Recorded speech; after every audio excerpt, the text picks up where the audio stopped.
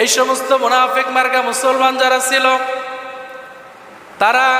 নবী করিম সাল্লাল্লাহু আলাইহি ওয়াসাল্লাম যখন তাবুকের যুদ্ধ থেকে ফিরে আসলেন, তখন তারা নবীজির চারপাশে এসে গেলেন এবং তারা বলতেছে, শপথ করে তারা বলতেছে, وَسَيَحْلِفُونَ بِاللَّهِ لَوِ اسْتَطَعْنَا لَخَرَجْنَا مَعَكُمْ يُهْلِكُونَ أَنفُسَهُمْ وَاللَّهُ يَعْلَمُ إِنَّهُمْ لَكَاذِبُونَ। কার কথা? আল্লাহ তাআলা বলেন, নবী হে, যখন আপনি তাবুকের যুদ্ধ থেকে যুদ্ধ করে বিজয় অর্জন করে আপনি যখন এসেছেন,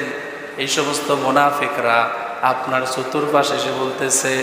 তারা শপথ করে বলতেছে, ওয়াসায়াহলিফুনা বিল্লাহি লাউ ইসতাতা'না লাখরাজনা মাআকুম